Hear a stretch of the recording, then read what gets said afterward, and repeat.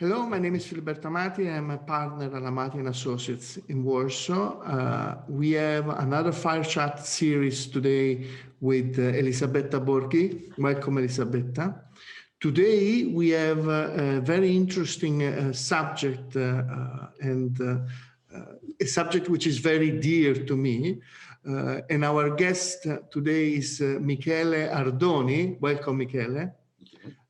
And we are going to be covering and trying to understand a bit more how the digitalization is entering into the kitchen, starting with the concept of ghost kitchens, dark kitchens.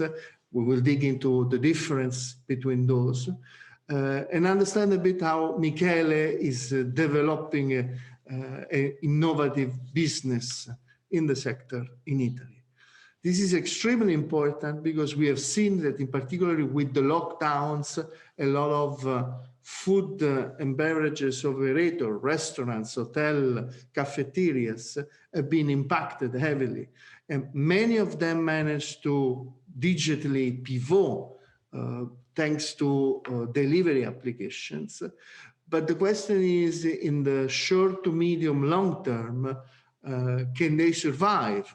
And if they don't, the cost of food and beverages is going to go up for everybody, off-premise, on-premise. So it's very interesting that we understand and we promote this type of digital transformation. So Michele, let's start with differences between ghost kitchen, dark kitchens. What is it?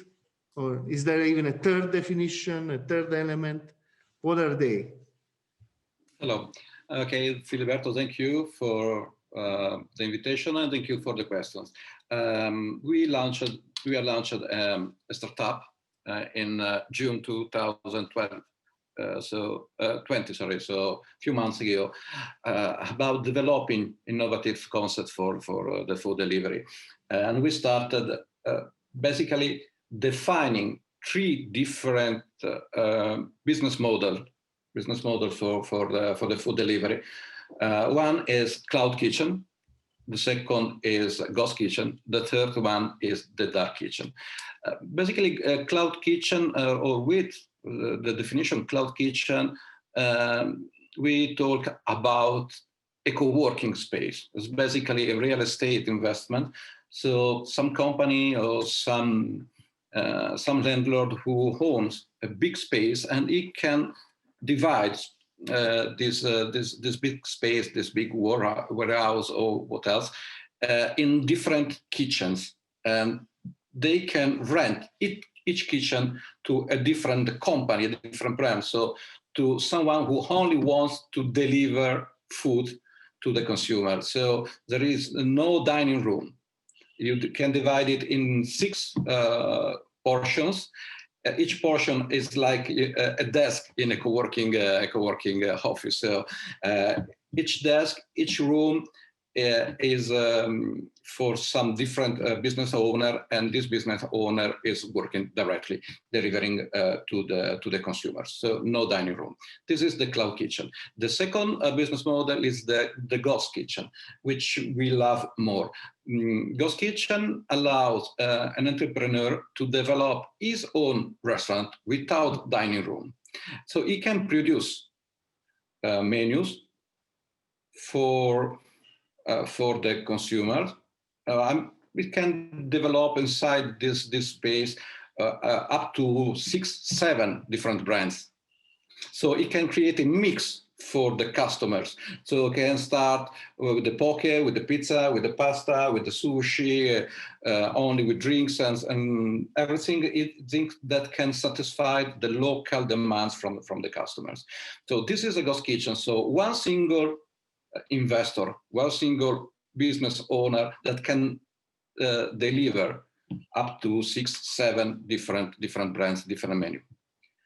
The third business model, which is basically the most efficient at the moment because it's the most affordable, is the dark kitchen. Dark kitchen is you have your own restaurant or hotel, and you will optimize your kitchen because one part of the kitchen is doing the typical job, working, producing for the dining room, for their traditional customers.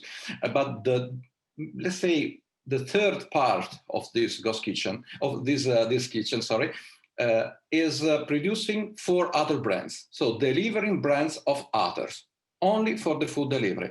So you are optimizing your labor force, because you already have everything. You have the equipment, you have the people working in your kitchen.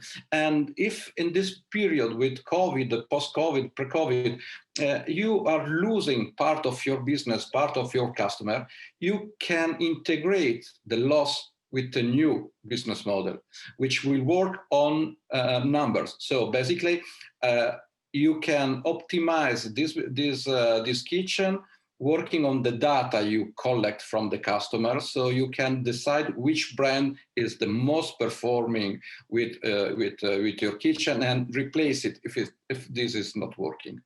So basically, we created this company, Dynamic Food Brands, and we work on these 3 business models. Each business model has a different target. For instance, now I'm in Rimini, so this is a room, hotel room, because tomorrow I will have a speech to the hospitality day in Rimini, talking to hotel owners or chains, telling them how probably these business models can be applied to their business. Because at the moment, okay, you know, the travel retail is in a big trouble. There are no tourists, there are no local tourists. So not only talking about people from abroad, visitors from abroad, but we are talking from the local visitors. And there are a lot of hotels in a big trouble, big financial trouble, and they don't know how to work. What we are telling them is, look, if you are in a particular area, so with a good catchment around you, you can probably use the existing kitchen, the not performing kitchen, and you already have everything. You don't need to buy any equipment. You can turn this into a dark kitchen, so working with your restaurant, and part of this working only with delivery. Or if your kitchen is not working totally, it's offline now, then you can use it to produce with other brands only for the delivery. And this at least can make your people working and let your workers learn a new job. Because with this kind of business model, we are teaching people a different way of working. So I guess, yes, indeed, the agile approach gets basically, front and center with the kitchen. Thank you, Michele. Betty? Because sorry, this is what we are always telling. Everything, now you cannot think that the business model will be the same forever. Years ago, it was possible. So we started with restaurants, and some restaurants didn't change in 20 years, 30 years. Even the furniture, the fittings, everything is the same. Now with the digitalization, with the digital transformation, with the Internet of Things, everything changed really, really fast. And the business owners has to adapt. There was an article a few years back on the Harvard Business Review. The title was "Kill Your Business Model Before It Kills You," basically. So I think we are in an accelerated version of that reality. Betty? Yes, I wanted to ask you how digital could be an extremely game changer for a brand. How do you work with a brand in terms of setup of these new operations, or how do you manage, let's say, all the different brands inside of a system of ordering? And also, if you can maybe tell more about your concept. It's a visionary concept, in my opinion, of virtual food court and virtual mall, because you come from franchising, so you did and a visionary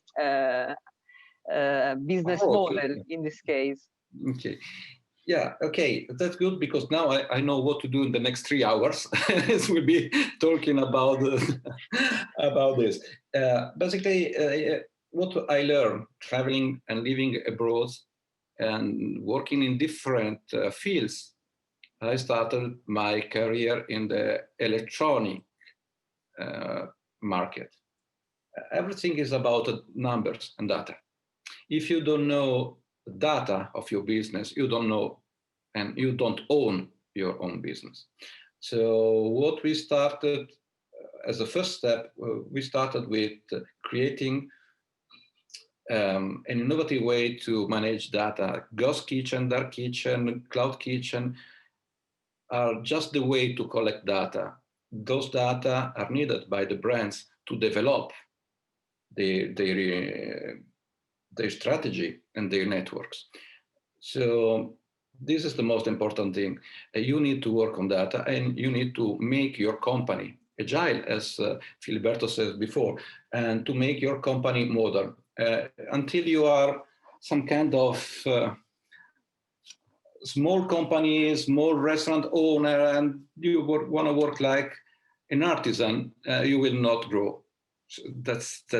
So you have a specific approach to the market, and this is what your customers are looking for. But if you wanna grow, if you wanna scale up, you need to change your approach, and this is where we work. We work on the optimization of all the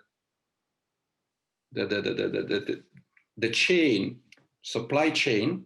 So if you wanna work efficiently in the food delivery, you need to know the food cost. You need to work with a food cost which is lower than 20% of the price you sell your goods. You need to look for a good location, and this location should not exceed the 10% of your turnover. So in this, we work also using the data we collect from the market. You talk about virtual food court. This is something we use to define our business model. So when we create a ghost kitchen, let's say a ghost kitchen for our customers, we do some geo-marketing research, and we study with them which offer is the best, which offer will satisfy the market, which offer will meet the request from the market. And then we develop the ghost kitchen, bringing them top brands from the catering. So no, we are not creating. We have some virtual brand, but those are not what we want. We want to bring the brands to the customer's home until they are no longer going into the brands because of lockdown, because of the new normal. So you don't have to look at the food delivery as a competitor of the restaurant chains or as a competitor of the traditional catering industry, but it is a plug-in. So what we want to do is, okay, we will create a food court near your home. So what you will find there is the experience you are missing because you are no longer going to the shopping mall with your friend, with your colleagues for the break when you are at work. So our vision is less to bring the experience, the brand experience to the customer when the customer is changing his journey, its customer journey. So they have now a different approach to the purchasing, but they also need to live an experience. This is what we are trying to do. It's not really easy, honestly, because it's not only a matter of packaging, it's a matter of a new idea that can work only if you know your customer. And to know your customer, you need to know who they are. You need to know their name, their age, what they eat, how often they eat this dish, or if they have some intolerance. And this is the way you can bring them an experience, because your brand shows that you know them. Yes, We are missing the waiter, for instance, now. Until we are ordering from home, we no longer have the waiter coming at our table and asking, how do you do today? What do you want to eat? I remember, sir, the last time you order an hamburger. Want to try our new hamburger with fish and tuna and so on? So this is something that is, at the moment, is not possible to have into the food delivery. We are trying with our idea, our business model, to replicate this, to bring this to the customers with data and artificial intelligence. That this is something we are trying to develop now. Yes, it sounds that you passed before from a purely business model based on location and traffic, Yeah. and now you are trying to forecast before your customer enters into your You remember your business, into your app in this case. Yeah, And you try to understand the total change for the need. retail, because years ago was location, location, location, location. And now it's data, data, data. Until you have data, you can choose the best way to approach your customer, and you no longer need to invest a lot in location. Now, and this is my thought, in the future, brand will just look for some important, some flagship in the cities, to meet the customer, to involve the customer in some customer journey, which will bring them to the brand. But after that, they will no longer need a lot of restaurants in the city, because they have one or two flagships and they can deliver at home the product. And this reduced investment. For us, at the moment, we are working with brands from other countries, and they understood that this way, this business model will allow them to enter a market without losing money with the wrong real estate investment. If you want to open a restaurant now, if you are good, you spend 500, 600,000 euros. With our business model, you can just simply taste, approach an area with a few euros. You have just to enter in our ghost kitchen for 3 months and adapt your offer to the local market and collect the data to see if your brand, if your idea, if your product meet the expectations. And then you can bring a proximity to Yes. to your customers in the end. No, but I think what is great is that you really, this notion of lowering the barriers to entry, which Totally. is also the undemocratic part of the business, because if you don't have the ability of borrowing Yeah. €1 million or you to put yourself €1 million, of course, you have a big issue. I want to go back on the evangelization side and working with customers, because many of these customers, they know how to run a kitchen, which, by the way, it's not an easy thing. Being able to cook is different from being able to run a kitchen profitably, Yes. and that's the sad truth. But many of these, players, and especially in the restaurants and hotel side, and bar side, they are not used to this idea, to this notion of digital transformation. They are not used to this notion of processes, of programs, and so on and so forth. So, is there a role for food and beverages companies, starting from the Campari, the Diageo, the Unilever, the whatever Danone of this world, to help them, because a lot of these guys don't want to look at this pivoting, because this is too much for me. But we all need them to operate as such, no? So is there a role for those companies? Oh, absolutely. Absolutely, because, okay, but I don't want to say too much. Honestly, yes, there is a role, but the supply chain is changing and will always change. Now we are talking about food delivery. You said this is a new democratic way for people, for business owners, small size, to approach the retail, because this is retail basically, a different kind of retail, but it is always retail. We have the last mile. Last mile is a problem because it's really expensive. Last mile, we are talking about delivery and the platform aggregators and so on, which usually take 35% of your sale. So this is something which is making the supply chain still expensive. And the way to cut all those expenses is if the brands directly join the ghost kitchen. In this way, they have a B2C directly, and they can talk to the consumer. Usually they are not able to talk to the consumers. How they do? Because they have local distributors, they have supermarkets are collecting that, or they are trying some way to interact to customers. But it is not the first talk, they are not talking directly. So of course, yes, there is a role for them. They have to understand the market is changed, and that the ghost kitchen are also marketing tools. You can collect, you can talk to your users, consumers, or potential consumer.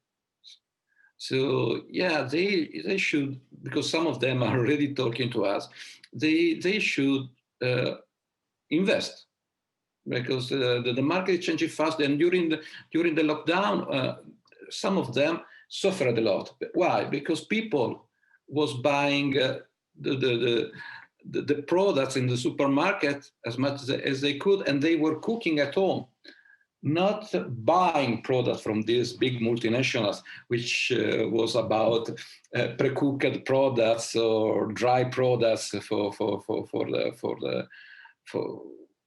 the food, you know. So I'm talking about salad. People was buying directly in the store the salad to wash at home, not buying the pre-packed salad from, you said, big multinational and so on. And the same was for the pasta and for other products.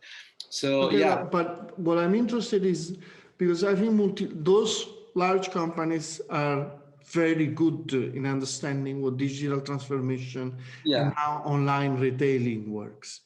I think that though they can play a role helping restaurants and cafeterias, bars, hotels who don't necessarily understand the digital dimension, how to pivot online.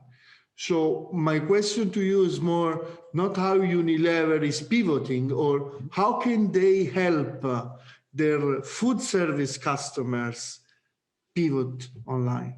Do you think they can, or they should, or it's not something that you envision at all? At the moment, restaurants, we are talking about restaurant, and we are moving restaurant to the digital. I don't think that they can do much until they help this kind of entrepreneurs with technology. What I see they are missing is the knowledge of the technology, of the tools, how to talk to their customers. Everything is demanded to the aggregators, and because it's the easiest part for them. So what I see now is that what we are trying is to help brands to survive. We are opening a new point of presence locally, where those fast casual chain will close a restaurant, will close a shop. So as a marketing tool, we will be the brands in a place where the brands left or closed a shop. This is the first need they have now, is to understand how to survive in the market. What you said is really interesting, but at the moment, they have to talk all together, and they have to find the strategy. Strategy is all in the optimization of the offer from the brand, from the big company, the multinational company, to to their customer, which is, as you said, the restaurant chain, for instance. Maybe creating a new kind of product that can reduce this high cost in the supply chain. This is probably what they can do. They should define new products for the supply chain that can be transformed by the restaurant owners and be sold in the food delivery distribution. But at the moment, we are much more focused in helping brands to survive. That's why we are working with brands and not developing virtual brand. I used to live a lot of years abroad, and how I understood, or how I was understanding, and you are living abroad either. So, first things that I was using do when I was in a new country for the first time was sitting in a restaurant. Because in the restaurant, I could meet for the first time the tradition and the culture of a country. No. So for me, it's really important that we keep this kind of history, background alive. And no matter if we are working with a chain developing hamburger, because they are developing hamburger, but some of them is developing pasta format. Some of them are still something of Italian in the offer. So what we want to do now is saying to all our market, listen, you can find a way to be alive. We were talking about this before we started recording. So our solution is brand. You have a window to the future. The window is you don't have to invest that much. You have just to create an offer which is suitable for the food delivery sector, which has a lot of cost inside. You have the local kitchen, so the ghost kitchen, dark kitchen, or cloud kitchen, and you have the delivery, which is a marketplace that has its own cost. And those costs often are almost 50% of the whole turnover. So what we want to do is giving them hope for the future, and hope for the future is creating something that make the ghost kitchen, the food delivery, a plug-in for their brand. We don't want to be a new competitors for the brands, but we want to be a plug-in, someone who helps. And this can be also profitable. This is obvious, but in Italy, main thing is to create something new to help brands. You talk about Italy, but do you think, do you want to work only in Italy, or your company is ready also to land? No. Italy is our market to start the business, but we are already looking on foreign markets, and we already received a lot of requests for other countries. We are talking to investors in UK, and we have been already in France, where the numbers are totally different. France for us is 3 times the estimate turnover we have in Italy, and UK is the first market in Europe for the food delivery, for the ghost kitchen, and so on. So obviously we wanna create and validate our business model in Italy and do something for the Italian brands, which are totally different than other brands from other countries, because our recipes are different, because our habits are different. Our expectation when we receive food at home are different than other countries. Every country has specifics. That's why I'm telling you, are you just focusing on one country or more? Because I expect that if you go to France, if you go to the UK or US or Poland, you try to analyze what kind of consumer behavior you have. And you try also to give some insights to your brands in order to develop new menu offers, because every time you try to check the menu online, I expect that you arrive at sometimes you expect some new receipt, some new product to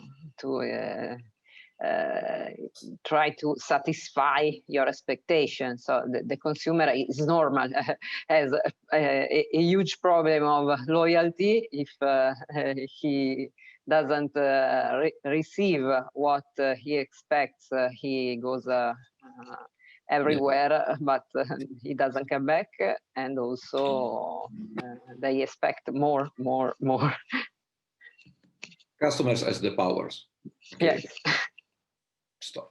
So our business model is innovative. Why? Because in any country we go, we can have local brands. We don't need to adapt a lot, because how we work in Italy is adapting Italian brands for the food deliveries.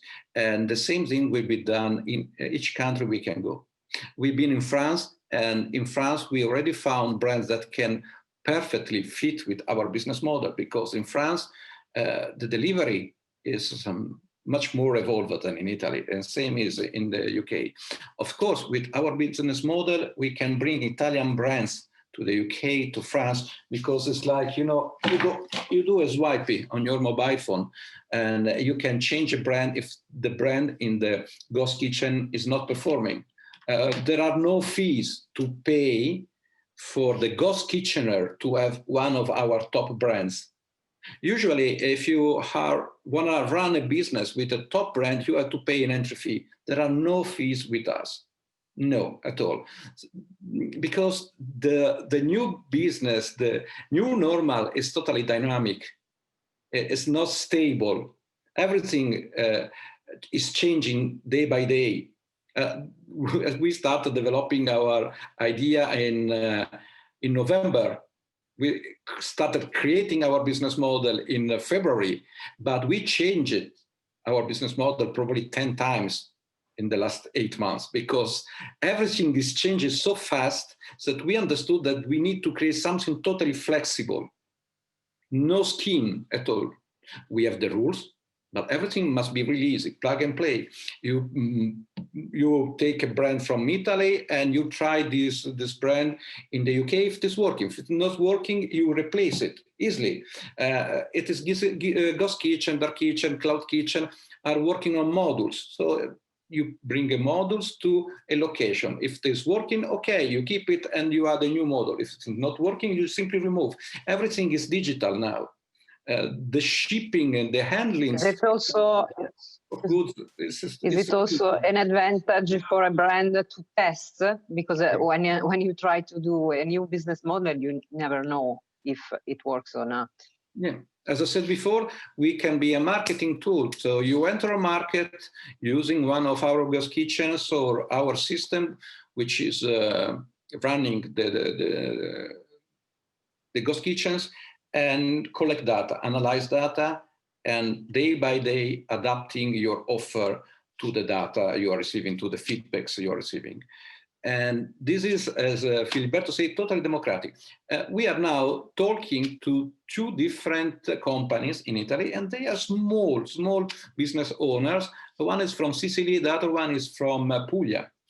And they want to see if their recipe can work and can be successfully in Milano.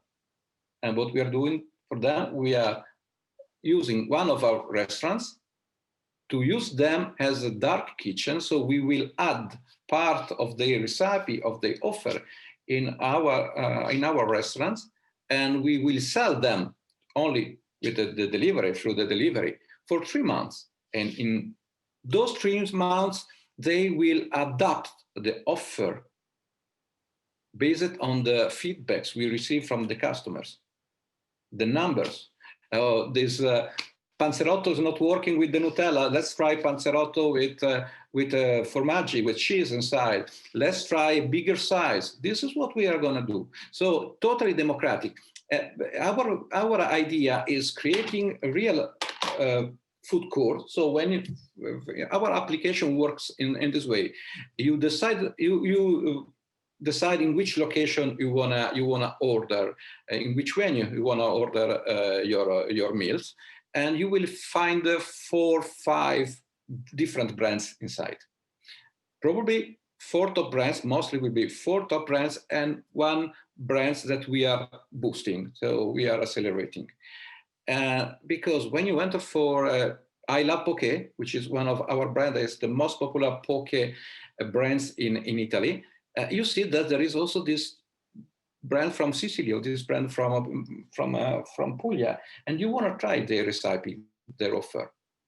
But you have entered our food court, virtual food court, because you wanted I Love Poke, or you wanted some kind of pizza we have as a brand. So this is totally democratic, and this will allow all the customer to order 4 or 5 different menus, different brands, using a single shopping cart, reducing the delivery cost, reducing pollution, because you will have only 1 rider or at least 2 riders, and we prefer to use riders who are using electric scooters. Okay, so this is the future in our own idea, and our artificial intelligence will also support the ghost kitchen in the ordering the proper quantity of food they need to run their kitchen in the next 2 weeks, reducing also the food waste. This is important. So yes, sustainability. Food waste and the working capital.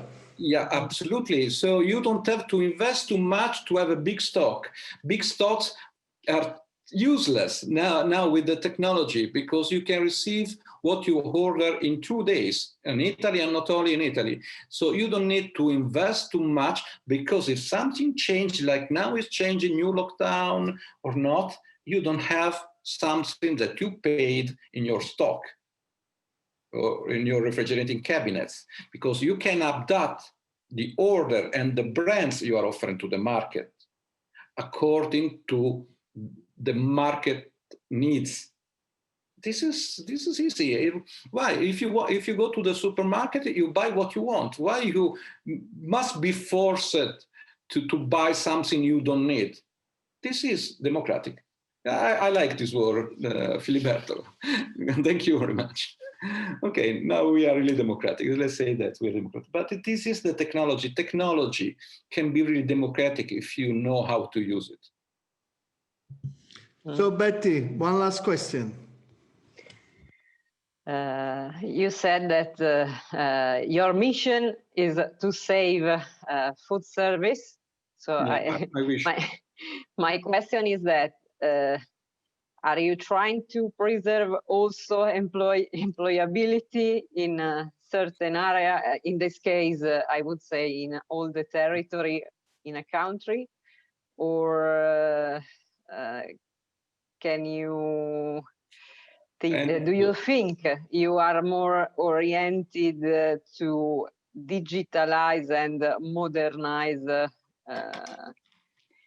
something that has a lot of potential, not only in restaurants, in my opinion, but also, as you said, cafeteria, because when you wake up and you want breakfast is increased a lot, yes, in the food delivery.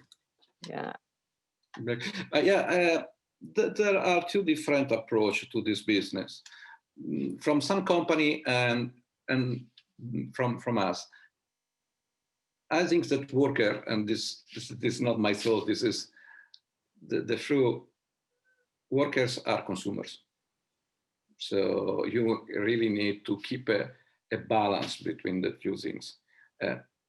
We want that the ghost kitchen, dark kitchen, cloud kitchen have people working inside, and of course those people, they are not chefs, they are workers, well-trained workers, because high volume of sales need people who can manage the food production, working in 5-9 minutes. They have to deliver to the rider 4, 5, 6 different menus. So we need well-trained people, but we need people. We have competitors, let's say competitors, they are not really competitors because they work on their own ghost kitchen, who have big machines, they need 2 people to produce hundreds kilos of meals per hour. This is not our business model. Also because, of course, we work on, most of the time, ready-made products, okay? But this is food. You still need to feel that something is different. No, and I have I think that when you eat, you can feel it. So of course we want people working to keep the investment profitable. Those people are not chefs for sure. Then because to produce a hamburger you don't need a chef. And Gordon Ramsay will never work in our ghost kitchens. Not at the moment, but I don't know. Who knows in the future? Okay, it depends by the salary, I guess. So, but we want to keep a positive balance on that. We think that people are the key to make this business solid, and with a good vision. Of course, datas, but the datas are needed to make people working, eating, buying, experiencing, and so on. Thank you. Thank you so much. Michele, thank you very much. It was really an interesting conversation. We wish you the best, and thank you, Betty, as well, for leading this chat with Michele, introducing me to Michele as well. Thank you.